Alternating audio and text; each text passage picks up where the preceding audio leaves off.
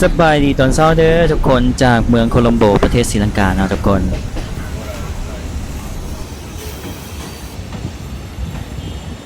เป็นอาหารเช้าพวกเราเนาะอยู่โฮสเทลข้าวจีไข่กล้วยมะฮุ่ง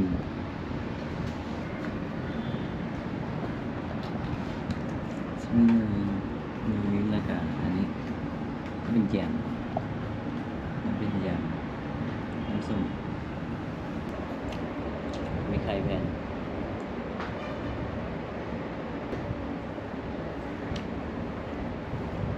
กินไข่แผ่นคือข้าวเจียวข้าวเหนียวนี่เขากินกับขนมปังปกติอยู่เราบ่มากินไม่นะทุกคนมานี่ต้องได้กินไปขึ้นเรือหันไปตกน้ำอีกถ้าตกน้ำอีก ไปด้วยหางกระตือ ก็เพียงไว้หนึ่งต้องมีข้าวเหนียว ตอนแรกปัจจุบันกินข้าวแม่ป้าเนี่ยไปปลูกนะแม่ป้าเนี่ยเราแต่งกินหลัก ปากกอดปากกอดดีค่ะเลยไม่น้ำส้ม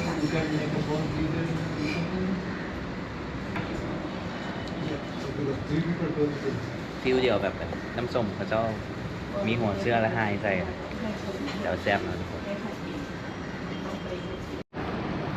อันนี้ก็คือธงเครื่องไส้นะทุกคนของโกบ ใส่ธงเสื้อเนาะโมมีใส่สบู่อย่างเดียวใส่หิวอย่างที่แหละเวลาไปอาบน้ำเนาะต่างชาติเขาจะมีกระเป๋าเจ้าเนาะใส่เครื่องแต่เขาสไตล์ลาวเนาะลาวสไตล์เลยหิวมันนี่ล้างน้ำแปรงฟันทุกคนลืมรีวิวของน้ำเลยทุกคนของน้ำในโฮสเทลเลยนี่โอเคเลยทุกคนมันบอได้เป็นอย่างที่คิดเลยเมียนสีดก้นมันโอเคถือว่าผ่านนะทุกคนอาบน้ำก่อนนะทุกคนเดี๋ยวมาเล่าให้ทุกคนฟังว่าประสบการณ์ครั้งแรกที่นอนโฮสเทลเป็นยังไงนะทุกคนเสื้อโซบมอนแล้วจะเปลี่ยนใหม่ตลอดนะทุกคนโอเคอาบน้ำแล้วนะเบิ่งถาดแพรถามมันแห้งเนาะ เปิดพัดลมใส่เอาแบ็คแพ็คมาวางไว้ดีแต่มันเป็นบางๆมันแห้งไวด้วยเนาะวันนี้เขาก็เกี่ยมออกไปนอกทุกคนกระเป๋าน่าจะได้ฟังไว้ดีกว่าเนาะถ่ายตุ้ยเนาะตอนนี้10 โมงปลายแล้วทุกคนนัดกัน10 โมงจะออกไปเที่ยวไอ้ตุ้ยนี่คือบางคนบ่ฮู้เนาะไอ้ตุ้ยนี่เราไปเที่ยวมาแล้ว60 ประเทศทุกคนประเทศนี้เป็นประเทศที่61สำหรับเราเอามากับเราก็โอเคเนาะเราแบบมีประสบการณ์หลายนะทุกคนคือกบมานอนอยู่นี่เนาะครั้งแรกนี่รู้สึกแบบแปลกทุกคนแล้วมันส่วนหลายตามโฮเทลเนาะมันจะมีเลดบักบอกเขาเลยที่มันโตมันกินเลือดเนาะมันจะดูดกินเลือดคล้ายๆเห็บบ้านเฮาเลยแต่มันโมเมนเห็บเนาะมันรู้สึกว่ามันหนักกว่าหันและส่วนหลายมันจะอยู่ในโฮสเทลนี่แหละอันนี้ก็จะหกเนาะเมื่อคืนนี่ที่เราให้ทุกคนฟังนอนไปละคันโตอยู่คันไปคันมาขนาดว่าเขาจะเปลี่ยนตลอดเลยโศกหมอนอันผ้าปูสินะกันยังคันเนาะทุกคนแต่แบบมันมักมีเลดป่ะมูคนอะไรช่วงเมื่อกี้มันเลดบักบอกเพราะว่าเขาคันเนาะทุกคนเก่ามันแดงของเป็นตุ้ยนี่มันแดงเบิร์ดเลยตุ่มแดงๆแล้วว่าโอ้เอื้อยน่าจะถือเลยแต่ตัวนี้กัดไปแล้วมันจะเป็นแผลเป็นเลยทุกคนจะเป็นแป้วเลยถ่ายตุ้ยเนาะวันนี้กับเบิ้งคลิปยาวๆทุกคนหลาย EP อยู่จากที่ไปใส่โกโก้ได้คู่ข้อมูลเนาะเพราะว่ายกให้ตุ้ยเลยผู้เป็นไกด์เนาะไอ้ตุ้ยเราลิสต์มาทุกอย่างไปเที่ยวใส่โอเคตามเราไปนะทุกคนเอาถือว่าทริปนี้ทริปแรกก่อนไปคนเดียวให้เขาจะไปเลาะตัวเมืองกันเนาะทุกคนไปไอ้ตุ้ยเขาจะไปใส่ไหนมาดิ ก็จะเป็นตลาด เลาะตลาด เป็นเราบัตรแดง อือฮะ ไป ไปรอวัดเดี๋ยว ไปเมืองใหม่ แล้วก็ขี่รถไฟไปเมืองใหม่นะทุกคน เครื่องเขาปาไว้นี่ ไปย่านเราทุกคนต้นไม้แห่งสุตยานต้นสวย อันนี้เป็นตอนสวยก็เอ้ยตุ้ย ร้อน เอ้ยตุ้ยว่าธรรมดาเลยนี่ ๆอุ้ยเออคุณ ข้ามไปเลย เป็น strong girl ไอ้ตุ้ยเป็น strong girl สำบาย รถไฟอันนี้เห็นกายไปไกลมากตลอดเลยคุณเศร้า รถกันเศร้าตรึงตรึงตรึง โฮเทลพวกเขาพักหันคืน$7นะทุกคน เอ้ยตุ้ยว่าขี่ไล่เพราะเพิ่นถือเลียดบากกัดแดงเบิดไปซอกซื้อยาใส่บ้านเมืองเขาเจ้าแบบรู้สึกว่าขนส่งแบบ transportation นี่นะ การคมนาคมนี่ โอเคเลยทุกคนแบบเห็นรถไฟกายไปกายมาตลอดเลยเมื่อเช้าแล้วก็มีกาครับแล้วก็คันนี่หลีเลยนอนเมื่อคืนนี่แบบคันขนาดเก่าเบิดคืน ตอนนี้ก็คันอยู่ฮะ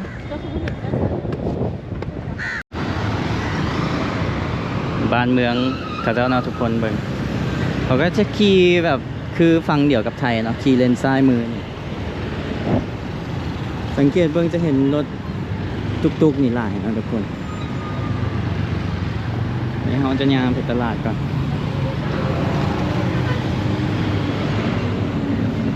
อันนั้นจะเป็นโลตัสทาวเวอร์นะครับขึ้นไปถึงสุดแล้วก็จะเห็นวิวตัวเมืองเนาะเมืองโคลัมโบประเทศศรีลังกานะทุกคนตอนนี้อากาศร้อนใส่เสื้อทากันแดดเรียบร้อยเนาะ รถเมล์กับพลาสติก รถเมล์เขาเจ้านี่แบบลายอีหลีได้เห็นแป๊บเดียวกายแล้วทุกคน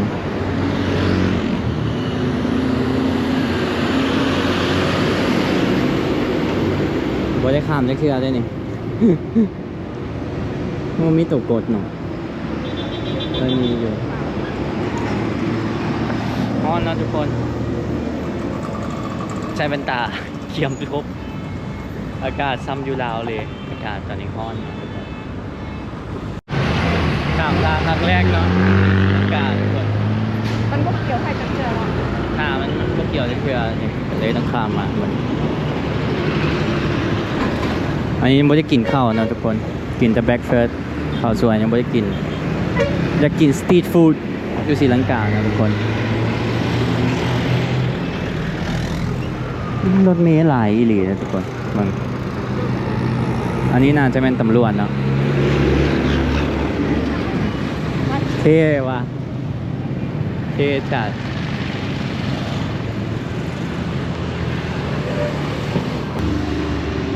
เจ้านั่งรถเมล์หลายเนาะไปเวียกไปนั่นไปนี่คือแต่ก่อนนี่จะไม่ได้ซื้อประเทศศรีลังกาแต่ทุกคนแต่ก่อนนี่จะเป็นซื้อประเทศนี่ก็คือซีลอนเนาะทุกคนตั้งแต่เพราะว่าประเทศศรีลังกานี่มีแบบคนมายึดหลายนะทุกคนศตวรรษที่16ศตวรรษที่20เนาะทุกคนศรีลังกาตกอยู่ภายใต้การปกครองของโปรตุเกสดัตช์อังกฤษเคยมาปกครองเนาะทุกคนและอังกฤษก็เปลี่ยนเป็นซื้อประเทศซีลอนทุกคนปกครองจนถึงปี1948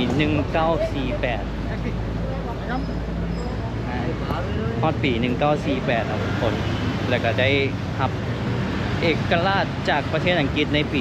1948และหลังจากนั้นก็เปลี่ยนชื่อประเทศนะทุกคนเปลี่ยนชื่อประเทศในปี1972เปลี่ยนเป็นชื่อศรีลังกานี่เนาะแต่ก็ศรีลังกานี่ประวัติก็คือแต่ก่อนมีสงครามทุกคนสงครามตั้งแต่ปี1983ฮอด2009เนาะแล้วก็ยุติลงตอนนี้ก็โอเคสงบศึกบ่มีสงครามนะทุกคนอันนี้ก็เป็นประวัติคร่าวๆทุกคนเล่าให้ฟังเนาะผมกับเบิ่งข้อมูลในอินเทอร์เน็ตมาเล่าให้ฟัง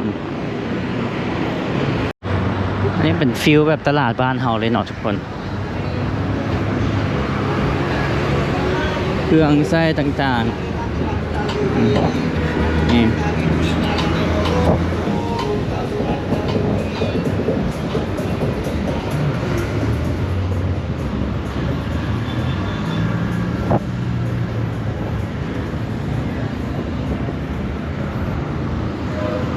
ฟิวเดียวกับตลาดเศร้าเนอะ คือกันเลย แต่ว่ายูนี่จะมีสะพานลอยข้ามเลยทุกคน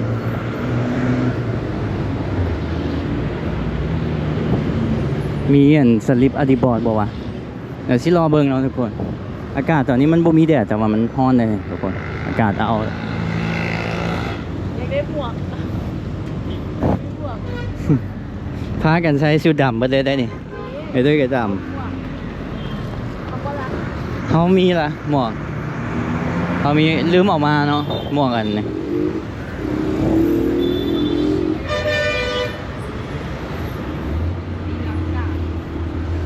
เพราะศรีลังกาเห็นได้เนาะเพราะว่าประเทศนี่ก็สร้างคือประเทศลาวประเทศไทยเหมือนกัน How much is this? Hi. How much is this one? This one, Yeah.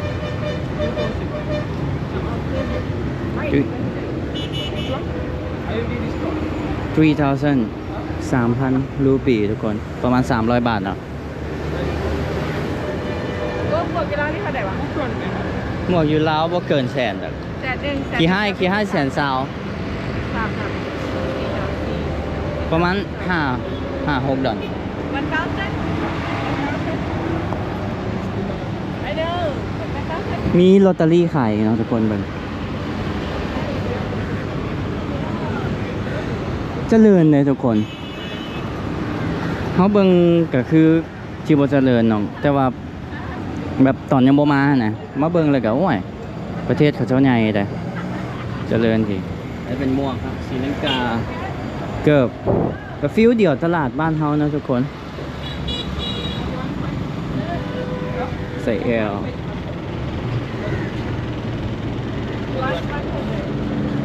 วันเก้าเส้นมาหันเลย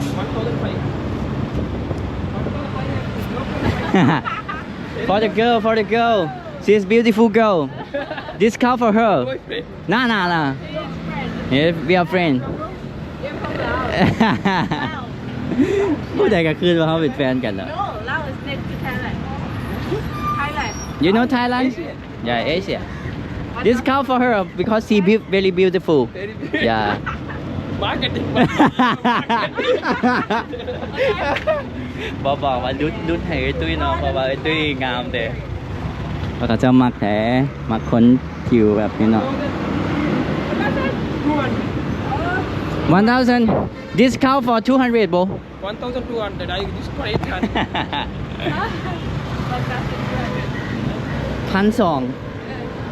1,200 เท่าไหร่วะ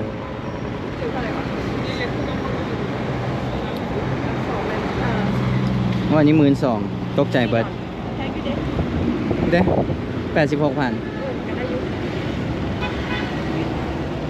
Okay, 1,200. Thank you so much. How to say thank you in Sri Lanka Tuti. Stuti In your language? ขอบใจ Koche. Stuti เราไปให้หลานใส่แล้ว อ๋อ Thank บ๊าย you. บาย ตอนแรกเอิ้นเท่าไหร่ก็ 2,000. 2,000ดูไปพันกับ80 ปลายพันก็โอเคนะ โอเค กับฟิวเดียวอยู่แคมป์ของบ้านเฮา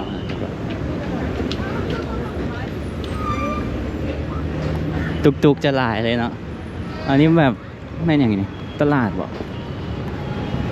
เลี้ยวๆไปเลยเนาะทุกคนกบกับทายเลี้ยวๆโอ้ขายบ้องอีกได้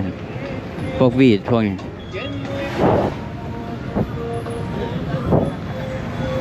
เฮ้ยสตรีทฟู้ด หน่อยสายหูกระโดดตึ๊กๆครับ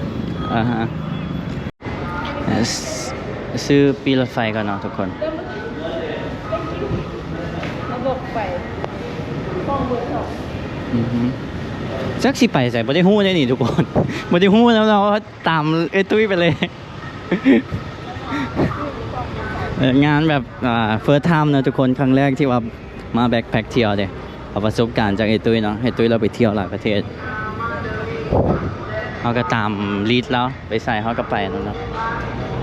ATM โอ้ People Bank เป็นธนาคารเนาะ People Bank เรียวเวฟสเทอร์บี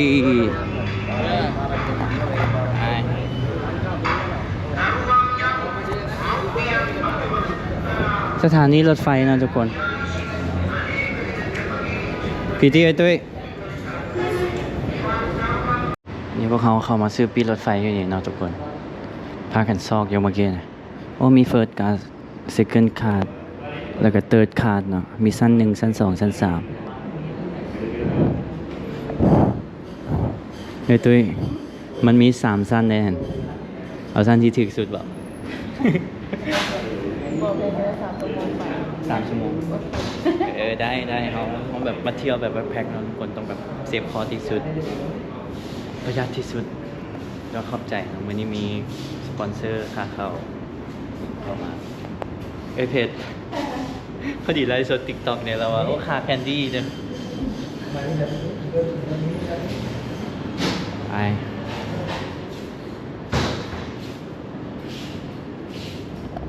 ไปเลี้ยงข้าวได้ไปเลี้ยงข้าวไอ้ตุ้ยนะ ใจเด้อสปอนเซอร์เด้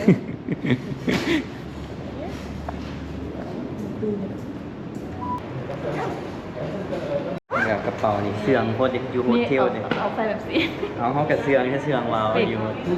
โอเควิก We pay separately. So we just hold your ticket and come. You know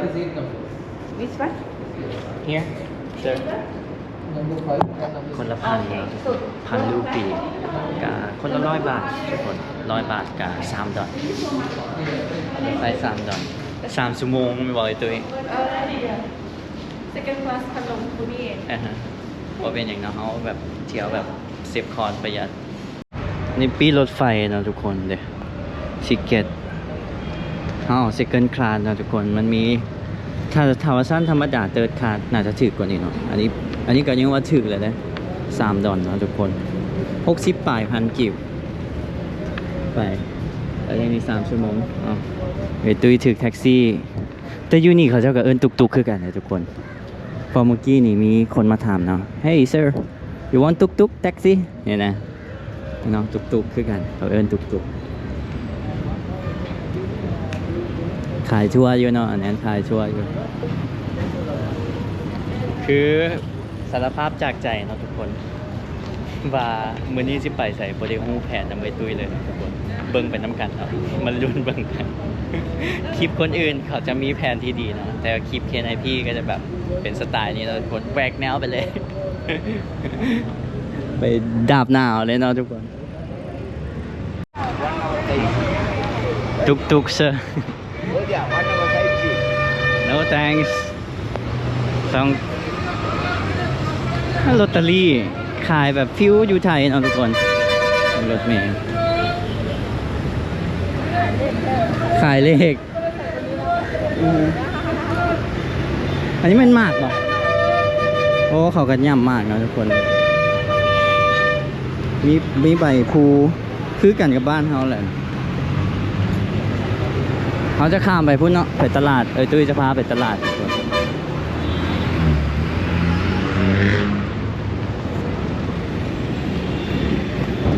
ดีนะมีสะพานลอยเนาะอันนี้เป็นสถานีรถไฟเนาะทุกคนแล้วก็ฟังพุ่นเป็นตลาดฟิวเดียวแบบใจกลางเมืองตลาดเช้าบ้านเฮาหันเด้เบิ่งเครื่อง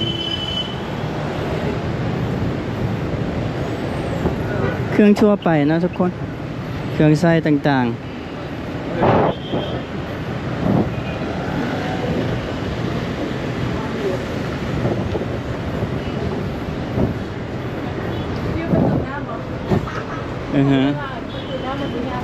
เกือบเด็กน้อยนะฮะเดี๋ยวเป็นเครื่องนะทุกคนเด้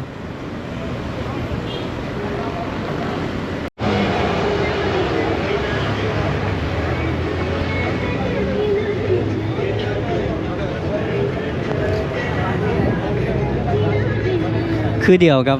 บ้านเฮาเนาะทุกคนเครื่องของพวกนี้น่าจะเอามาแต่จีนเนาะเครื่องไส้ต่างๆ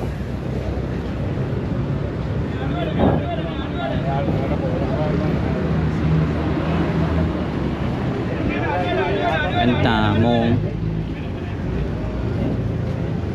โอ้แต่ว่าฮ้อนแฮงเลยทุกคน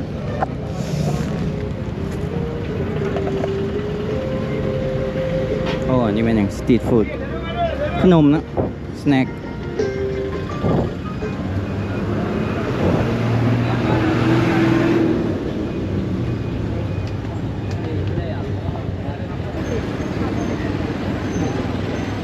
โอ้โลงดีเลยง่ายเลย ก็ได้ให้ของกรอบติดคืนเนาะของกรอบก็ได้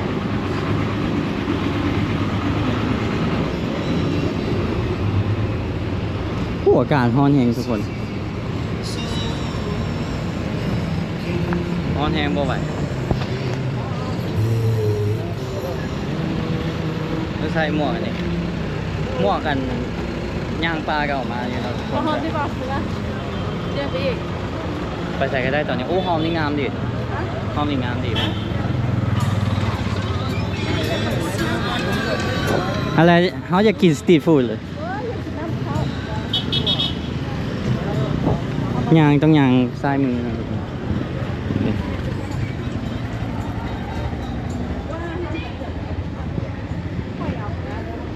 มือสองเขาอ่ะ เมื่อ ตอนนั้นเกิดมือสอง มีบาลานซ์ วิวพักได้ทุกคนเอ้ยงามดีเลยเขาอ่ะคืออยู่ไทยเนาะ เขาอยากใครกับตุ๊กติ๊กอะไรไหน แต่ตุ้ยอยากถ่ายรูปตุกๆเพราะตุกๆเต็มเลยทุกคนแบบ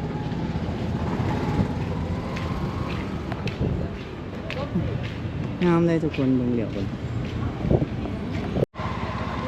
เส้นนี้ตุกๆจะเต็มเลยทุกคนเบิ่งพวกเขายางเข้ามา ตุกๆแต่ตุกๆบ้านเขาเจ้านี่รู้สึกว่าโมเดิร์นกว่าบ้านเฮาเด้เบิ่งไหมแบบมันจะเป็นมันคลาสสิกดีอยู่แต่มัน Sorry. careful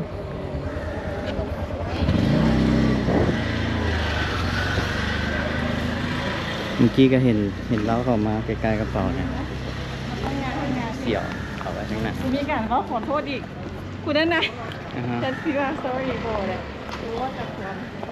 จำแล้วเบื้องหน้าแล้วไปซื้อ เขาตกใจเมื่อกี้เรามาอยู่แปะกระเป๋าหอมเอาไว้ข้างหน้านะเสี่ยว ว่า จบ คนจับมาแล้วฉันนี่คิดว่าจะทำโคตรว่าวเลยเบื้องหน้าเขาแล้วหนีอยู่ ไปเลยเบิ่งนี่น่าจะเป็นวันเวนะทุกคน แล้วฟังนี่ตุกๆเต็มเลย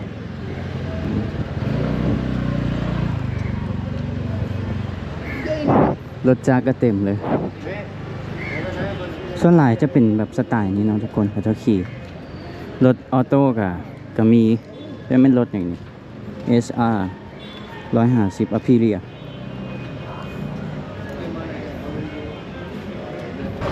เครื่องใช้หลายเนาะทุกคนเบิ่งเครื่องใช้ทั่วไป ตุกๆจะเห็นหลายเลยทุกคนเบิ่งมาได้หลายชั่วโมง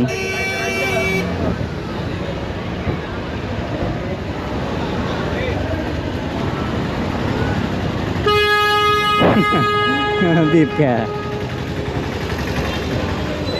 เรื่องธรรมดาเลยเนาะเบิ่ง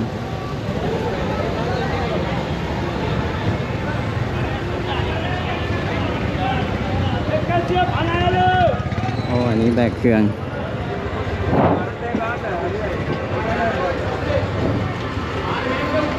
ตุ๊กๆตามตาม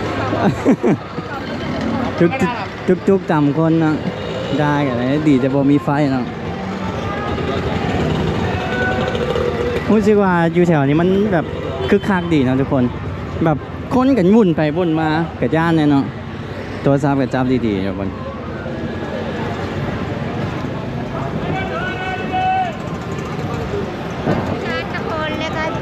โอ้มีหลายซอยเลยทุกคนเบิ่ง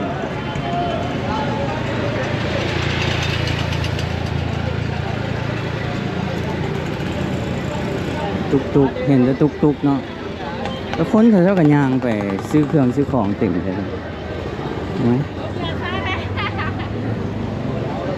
ไปตุ้ยยางไว้เนาะไปอันนี้เป็นตลาด ชรทามาร์เก็ตนะทุกคนตลาดเพชรทาใหญ่ดีเลยทุกคน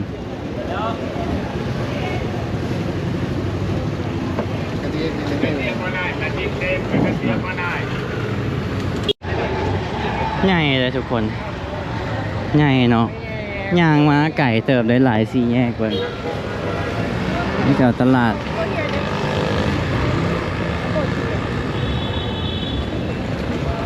โอ้ยานรถต่ำเลยมาเป็นผู้ชายเนาะแต่ว่าอันนี้เป็นผู้หญิงเนี่ยไปเที่ยวหลายประเทศแบบชิวๆไปน่ะนำหน้าเลยโอ้ใหญ่ใดทุกคนประเทศเขาเจ้าใหญ่ใด เป็นวุ่นวายแบบจัด คน อันนี้มีเพลงอีกใหญ่ดีใด24 ล้านคนเนาะทุกคนประชากรประมาณนี้แหละตามที่กบเบิ่งข้อมูลมาเนาะหลายก็ประเทศลาวเฮา3 เท่ากว่าพุ่นมีซอบเบก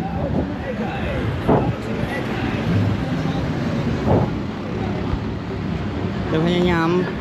ถ่ายวิวให้ทุกคนเบิ่งเนาะมันเบิ่งจะหน้ากบกับสิแบบเบื่อกันเด้ทุกคนก็เลยปิ้นไปเอาวิวให้ทุกคนเบิ่งกับว้าวพร้อมกันเลยแหละทุกคนกบแต่ครั้งแรกเนาะอยู่ตื่นเต้นดีที่ว่าได้ออกมาย่าง มันมาเวลาเขามาใส่ชุดอันนี้ เนาะเขาต้องใส่ชุดอันนี้ชุดเขาเจ้าเนาะแล้วก็ถ่ายโฮมทุกคน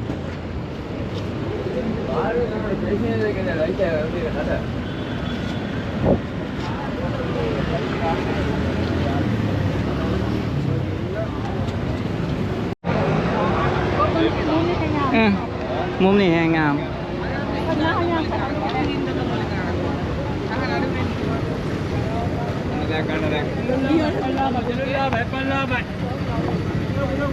ร้อยหนึ่งกับ10 บาททุกคนขี่แตกที่เพราะเป็นแต่แซ่บเลยทุกคนใส่เกลือเบิ่งนี่มะม่วงมากฝรั่งนะภาษาไทยมักซีดามักนัดก็เป็นแต่แซ่บเลยเดี๋ยวจึงมาลองกินเนาะทุกคนอันนี้ก็อยากทายเอาลง TikTok ครับ2 มื้อเดี๋ยวอันนี้เนาะที่ว่าพวกเราจะมาให้ตุ้ยกับบอกเลยให้ตุ้ยกับเซอร์ไพรส์อย่างเดียวนะที่ไปใส่เดี๋ยวอันนี้ที่ว่ามาเมือง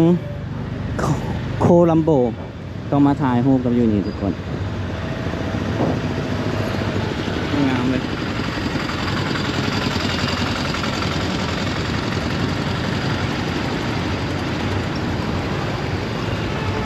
จุดที่ว่าต้องเช็คอินนะทุกคนโอ้ใหญ่ดีเลยสูงนะทุกคนอีกแปดอันนี้ ว่าอันนี้แม่นอย่างไอ้ตุ้ย อันนั้นเป็นมัสยิดของ มัสยิดอ๋อเป็นมัสยิด Let's go inside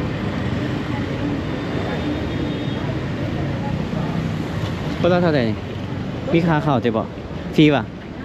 9 โมงเช้าจนฮอต8 โมงแรงเนาะทุกคนเข้า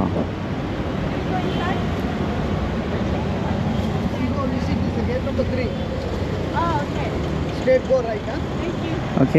เกต3โอ้เข้าไปเกตที่เนาะทุกคนเกต3เขานี่อย่างวันซ่องเกินเนาะเที่ยวไปแล้วก็ซ่องมองท่องเที่ยวไปทุกคนเป็นฟิลแบบแบ็คแพ็คครั้งแรกอีหลีเนาะทุกคนอาจจะวุ่นๆอยู่ที่น้อง รุ่นเป็นน้ำกันทุกคนพาทุกคนเที่ยวเป็นน้ำกันเนาะลงเป็นน้ำกันใหญ่แห้งเด้อทุกคนตลาดเนี่ยย่างมาป่านนี้แหละกันยังบ่นะอ๋ออันนี้เป็นทางเข้าเมื่อกี้เป็นทางออกทุกคน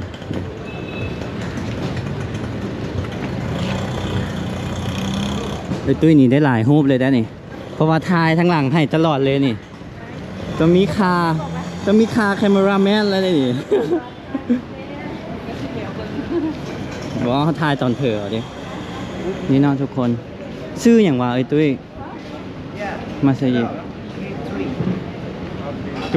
Number 3, this one, but now it's closed. อ๋อ Line you can check. โอ้อันนี้เบอร์หนึ่งทุกคนต้องเข้าเบอร์สามแต่ว่าปิดแล้ว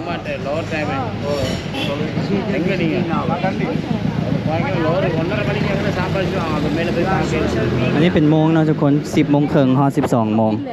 ปิดแล้ว1 โมง Social media. ต้องเป็น1 โมง It's not yet 12, right? Oh, it's 1 o'clock. You have to come there. ต้องทาน1 โมง ตอนนี้ 12 โมง Yes. No, 5 minutes. Can No, it no. go? 30 minutes going to Do I have 1 Oh, o'clock? This is 11:55. okay. โอเค No money free. Ah, ฟรี This is free. We give it ladies and men. Long cloth also can free. we see the view from We there? take top. Oh, you see the view? Yes. อ๋อขึ้นไปแล้วเบิ่งวิวบ่ได้เข้าสำนัก Now you เขา want จะปิด complete photo. รถระเบิดเขามีทางถ่ายรูปเห็นมันเป็น แล้ว From Thailand. ไปจังซี่นี่ต้องแมันมีค่าทิปเด้นะทุกคน เพราะว่าตามที่กบเบิ่งพวกคลิปใหญ่ๆ2ใหญ่ๆเขาจะไปเที่ยวกัน แต่ว่ามีคนพาไปจังซี่เนี่ยแล้วเขาจะเอิ้นค่าทิปมาแล้วก็ล้มดีเนาะล้มดีเลยแต่บ่ฮู้เราสิชาร์จไปเท่าใด มาเบิ่งกันเนาะทุกคนไปตุ้ยระวังรถตุ๊กๆข้างหลังโอ้เราบอกมานี่ Oh, it's really nice. โอ้ว้าว thank you Oh, see. โอ้งามทุกค แล้ว น บอกว่าจะมีอะไรเห็นดูนะ เนี่ย ใช่คือมันตัดภาพเรา ซื้ออย่างก็บ่ฮู้ซื้อ Race mode ฮะ สีแดงอันโมดสีแดง red mode คือมันจะมีตัวคือมันอ่านยาก อ๋อมันมีซื้อมึงเขาเอิ้นว่า red mode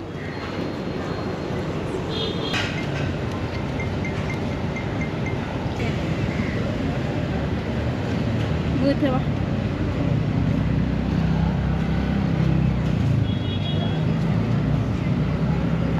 ที่นี่มีคนมาเนาะ ย่านกับเจ้ามาจับเอากล้องมาจับเอาโทรศัพท์ ตอนนี้เราแพงไปเบิดทุกคน เป็นเที่ยวครั้งแรกรู้สึกแบบกังวลไปหมดเนาะทุกคน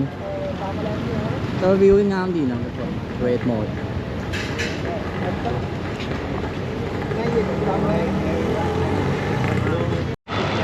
งามเนาะทุกคนมุมนี้อันนี้เป็นมัสยิดที่ว่าใหญ่และก็ดังที่สุดในตัวเมืองนี่เนาะทุกคนโคลัมโบ อันนี้สร้างตั้งขึ้นในปี 1908 ทุกคน และเสร็จสมบูรณ์ใน 1909 เนาะเขาสร้างขึ้นแป๊บเดียวกัน 1908 สร้าง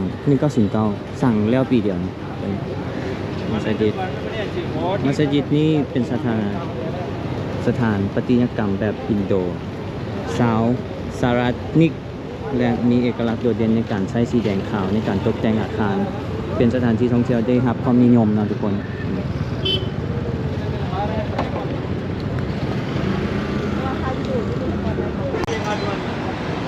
เบิ่งปีสร้างเนาะทุกคน มาฮอดปี 2025 นี่ อันนี้มัสยิดตัวนี้เนาะครบรอบ 117 ปีทุกคน 100 กว่าปีเนาะทุกคน คือว่าเขาจะรักษาบูรณะได้ดีเลยทุกคนตกแต่งใหม่มาวันนี้เขาสิไปใส่ต่อโบเดฮู้เนาะตามใกล้ไปเลย ไปบ้านฮินดู ไปวัดฮินดูต่อไปแต่ว่าหิวข้าวแล้วตอนนี้ 12 โมงเนาะทุกคนพอดีเป็นเลาะมาแล้วเขาจึงขึ้นไปเนาะผู้ใดเชื่อมาเบิ่งเวลาดีๆแล้วทุกคนเขาจะปิดตอน 12 โมงเนาะแล้วก็1 โมง 10 โมงเช้า 10 โมงครึ่งฮอด 12 โมงแล้วก็1 โมงฮอด2 โมงครึ่งก่อนเช็คเวลาดีๆเนาะผู้ใดเชื่อมา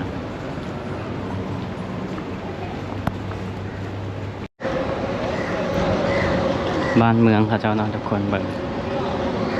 คือคักดีแต่โซนตลาดแล้วประเด็นคือมันโมเมนต์น้อยๆนะมันใหญ่นะพูดนะหิวน้ำแห้งเนาะตอนนี้อากาศร้อนทุกคนมึงแดดนี่ป่าแห้งเลยจะไปป่าแห้ง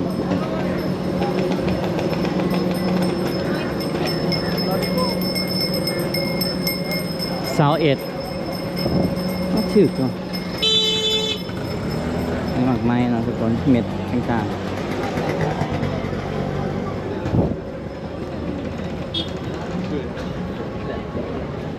เดน้ำตาลน้ำอ้อยพวกของหวานนะทุกคนใช่น้ำอ้อยเดี๋ยวน้ำอ้อยเป็นก้อน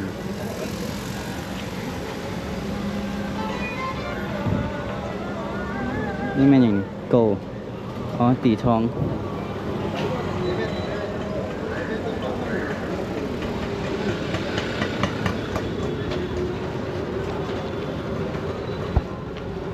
ตอนแรกคือว่าที่สุดแล้วเนาะทุกคนย่างมามีเป็นโซนจากสิเอกแต่โซนนี้จะขายเจวเวลรี่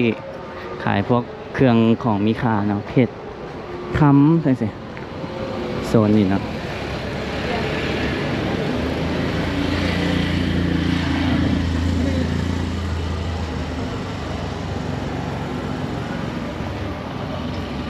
เดี๋ยว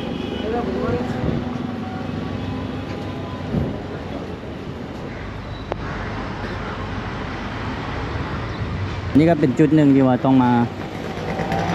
สถานที่ท่องเที่ยวในเมืองนะทุกคนจะเห็นขอทานพอลงเอากะเมินๆใส่เนาะ ก็เบอร์ให้ดอกไม้ เขาจะเห็ดดอกไม้เนาะ ผู้ชายขายพวงมาลัยรู้ไหมเป็นบอกงานเดี๋ยวหัน ลึงละหอมเลยหอม อยากเฮียนให้ดำเราดิผู้สาวให้ปุ๊กเป็ดก็ได้ปักเก่ง ครับเนาะทุกคนเขาเจ้ากันถือศาสนาพุทธส่วนใหญ่อยู่นี่เนาะ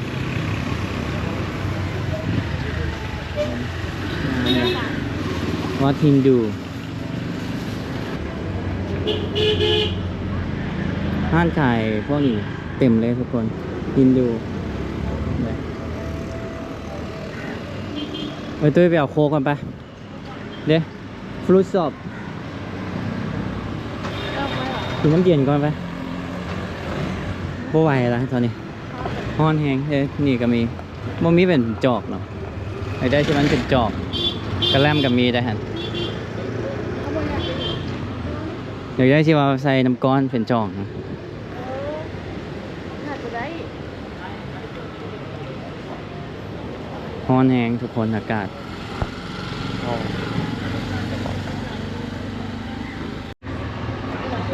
น้ำบ้านเขาเจ้าก็มีหลายเนาะทุกคน Ice in the box and then put that in. เป๊ปซี่กับโค้กอ๋อมีสติงอีกสติง how much 100 ร้อยหนึ่ง 10 บาทเอ้ยตัวบอกกินวะเอาสิลิมไปเขาจะกินสติง เซลเลมอนเนด เลดี้เพิ่นจะเอาเลมอนเนด What how about this What is it youนี่แพงกว่า จริง open โอ้กินสติงเฮ้ย no thanks กินซะนี่เลย ร้อยบอกว่า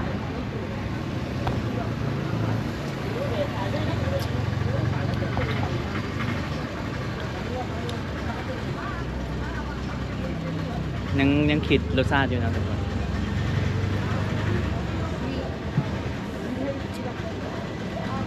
ไม่ก็คือมัน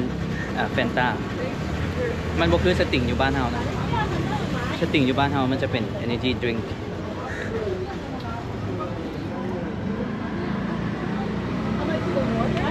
10 บาท 6,000 กีบเนาะทุกคน 100มีอย่างน้ำเลยที่เราคือกันเลย เอ้าให้มันหน่อยจ้ะ200 ml เอาจิเบิ้ล2กันเฮา This is 10 and what about Pepsi 10 100เก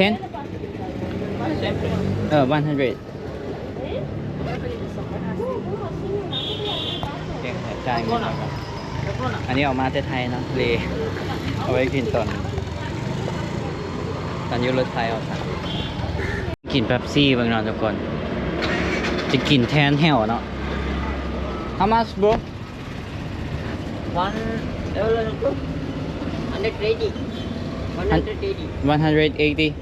180 โอเค one I pay Yeah, two. One, two. Okay.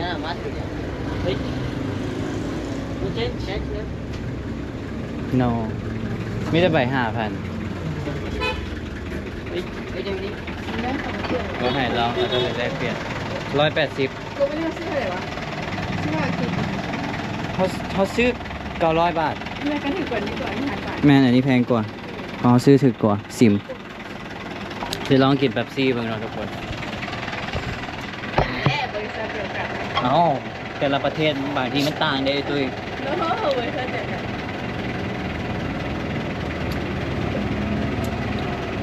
อันนี้ตอบเพื่อแฮวเด้แฮวมันต้องเบิ่งว่ามันสิลองกินแบบซี่บ่ แต่ว่ารสชาติคือกันได้แฮวเด้ มันก็เป็นแบบซี่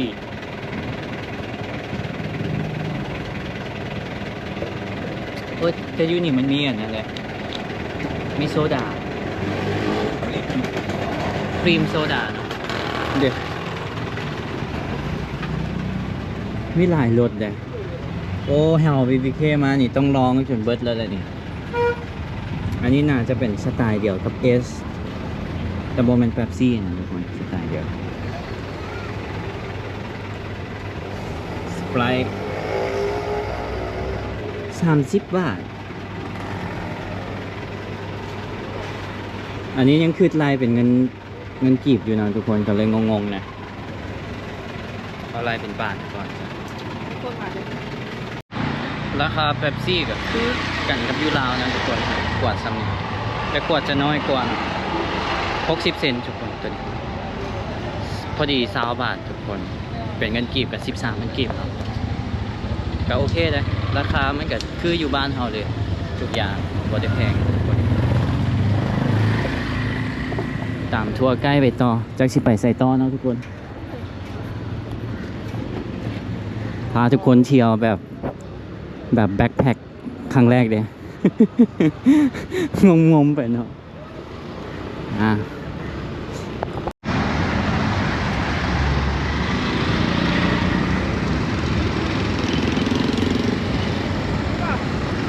ก็ดูดีขึ้นอันนี้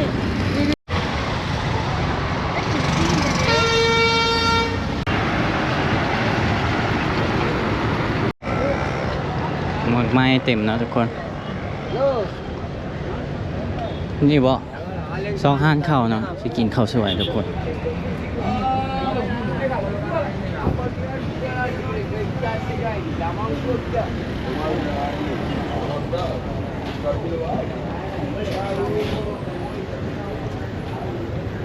ก็จะเฮ็ดดอกไม้หลายเนาะเป็นพวงมาลัยจังซี่เนี่ย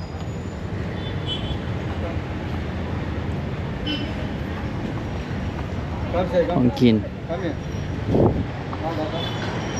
ไม่ห้านอาหารมาซอกกินเนาะทุกคนบอกฮู้สิกินอย่างปลาให้ไอ้ตุ้ยนำไปเนาะคิดภาพบ่เนาะมาคนเดียวจะเป็นยังไงมันอาจจะแอบเป็นเชิงกว่านี้ อันนี้ผมก็ตามไปตุ้ยไปโชคดีไปเนาะ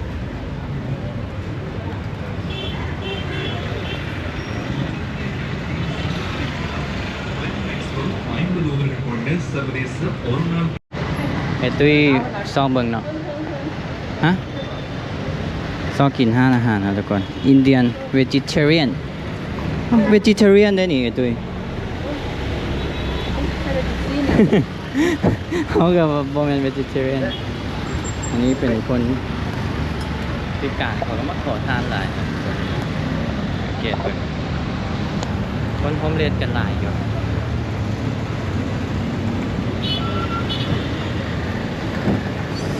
ซีดาใจขาวเนาะโมเมนใจแดง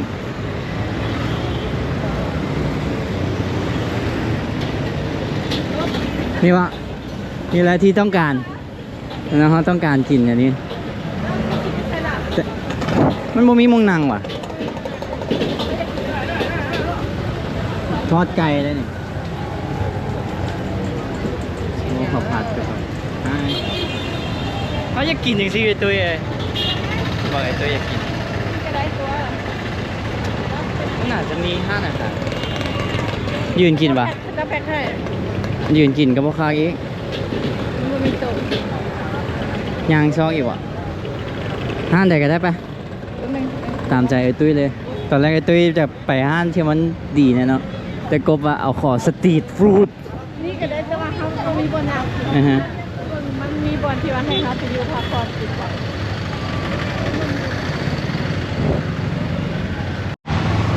นี่ผมไทยนะทุกคน คลิปนี้น่าจะโดนเนาะไปจากไทยให้ทุกคนเบิ่งหลายๆนะของบ้านเมืองเขาจะเป็นยังไงงามดีเลย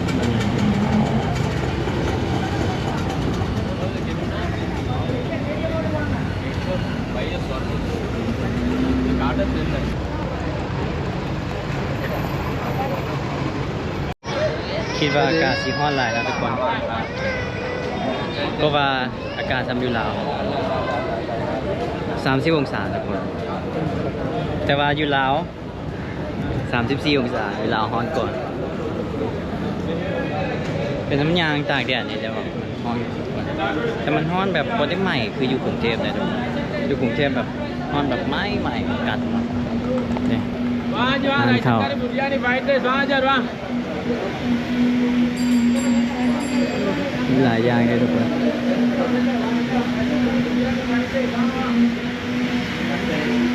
โอ้ยังเป็นอะไรโอ้เขาเจ้ากินอยู่นี่เขาเอามือจับเขาเนี่ยเป็นตุ้ยต้องเอามือจับกันเลยต้องเอามือจับกินแล้วเขาเจ้าเนี่ยมีแอร์ปะอ๋อมีแอร์โอเค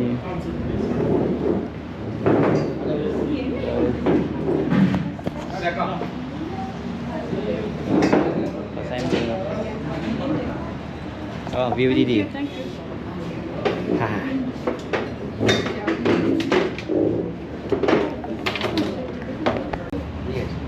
Do they put meat there? Yes. What inside? Okay, one of these. Chicken. Chicken, egg. Oh, and then what? อ๋อหนึ่งกินน้ำกัน One. Yes, spoon. no spoon อ๋อ Spoon is okay. อู้คันขนาด ดี นี้ นะพอลุงคนนี้เนาะ ดีนะ เราพามา เราสมมติถึงคือ เราต้องการทิปเลยเฮาเบิ่งตามเอ้าแบบเวลาเฮาเบิ่งตามช่อง YouTube ใหญ่ๆจะไม่มีบางประเทศเลยด้วยเขาพาเที่ยวที่เขาจะเอาทิป แต่ว่าดูโซนคนอื่นเราต้องเห็นให้เราต้องใจบางคนเขาจะสิถามว่าแบบเนี้ยเขาอยากไปเขาต้องเห็น อ๋อ ดูคนเขาแบบไหน ไปด้วยไปเที่ยวหลายประเทศเนาะประสบการณ์ อันนี้เขาก็กลับมานั่งกินอยู่โรดอหย่างก็ red red coat เด้ How much is this? มอง1,100 1,100ทุกคน Sri Lankan rupees. 1,100 3 ดอลลาร์ทุกคน120 บาท Right? 80,000 กิบ Ooh, many. Good. ว้าว Okay. So Sri Lankan people eat big man, right? Okay. Thank you so much. How we call this one We're from Laos. what Banana leaf. banana leaf Yeah. for the menu banana leaf Banana leaf Oh, rice. it's egg and chicken. Chicken. Ooh, egg and chicken. Okay, thank so you. much. And มีเจลแล้วเนี่ยแต่ว่าข้าวมัน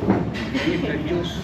ฮะ Fresh juice any. Juice? Mango, pineapple, papaya, orange, No, I'm good. lime. It's sweet, right? Huh? It's sweet. You no sweet actually. I don't like sweet. Sweet. I Okay. don't like sweet. No sugar. Yeah. do you have Pepsi Only fresh. He want Pepsi. Pepsi. Yeah. Take him Pepsi. It's okay. I don't want. กินเป๊ปซี่เนาะทุกคนเพราะอาการฮ้อน The restaurant just next to the Christmas. เรสหมดไปตุ้ยต้องเอามือกินแหละ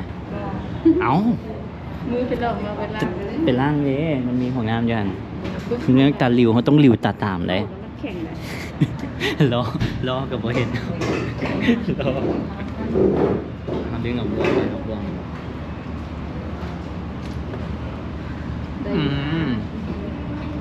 มีกินแบบเคอรี่ ซ่บบ่แซ่บเบิ่งสีหน้า There is this chicken, egg, and I don't know this. Maybe. Ủa, banana. กินเพื่ออยู่เนาะเอาบ่มักเคอรี่จากกันนอตแบกแซ่บเลย80,000เก็บ120 บาท สองคนเนี่ย อืม อันนี้คนเดียวก็จะกินนะเขาจะเอาเขาจะกินแต่เขากินข้าวหลาย จ้าเขาเหลียวเบิ่งเขาเจ้ากิน เขาก็จะสั่งมากิน2 คนแหละเมื่อวานมาสั่งมากิน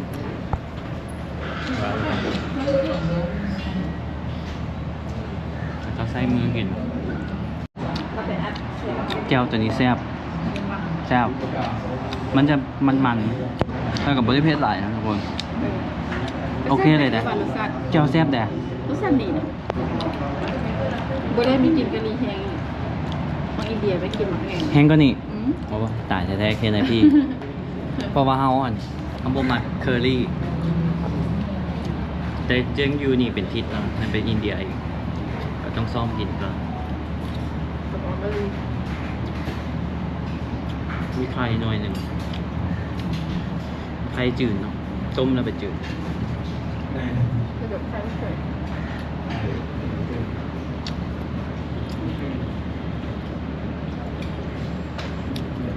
ถ้ายูนิคเขาจะบอกเอาจอบชันก้อนมาให้บ่มีมีได้แบบนี้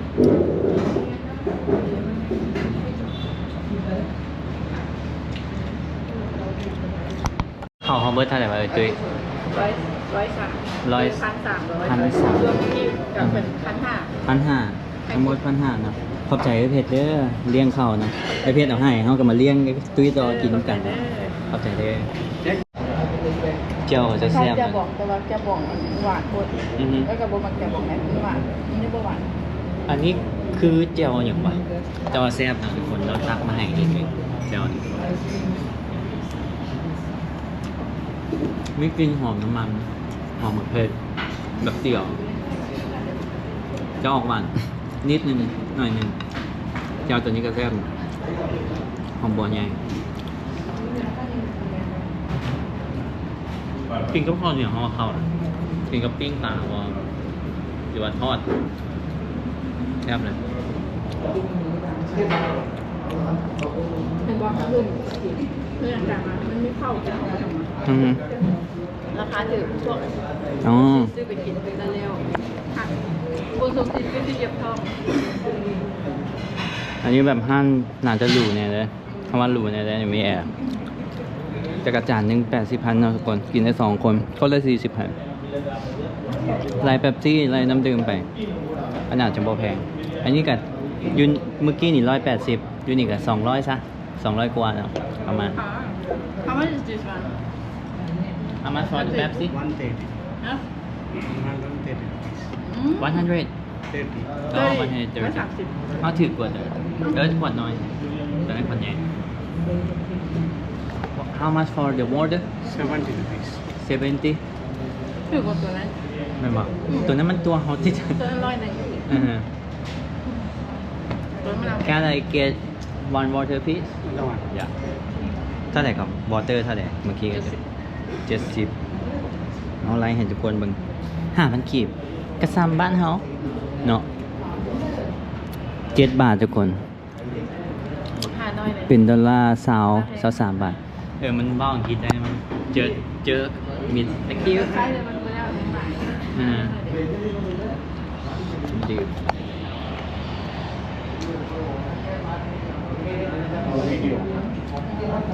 วิดีโอ YouTube แซ่บกินเอมกันอยากนอนแล้วทุกคนก่อนแต่เรากลับมายืนกดดันพวกเขาเนี่ยเนาะแล้วก็ถามว่าแซ่บพอประเด็นคือกบกินโบราณนะทุกคนเขาอยากพูดเนี่ยนักท่องเที่ยวว่าเอเชียอาจจะมาเที่ยวโบราณส่วนใหญ่จะฝรั่งแต่เขาย่างไปเนี่ยเขาไม่เห็นพวกฝรั่งเลยเห็นแต่2-3 คนยังมาย่างกัน เข้าไป ไปเจ้าทะเลอ๋อบ๊ายบายนะทุกคน คลิปนี้น่าจะยาวแล้วเจอกันคลิปหน้าเนี่ยทุกคนตามเบางอีพีต่อไปนะ แล้วเราตัดจะไปค่ะ This is my brother. TikTok. My brother. เออ โอ้ His friend. TikTok. Who? Brother.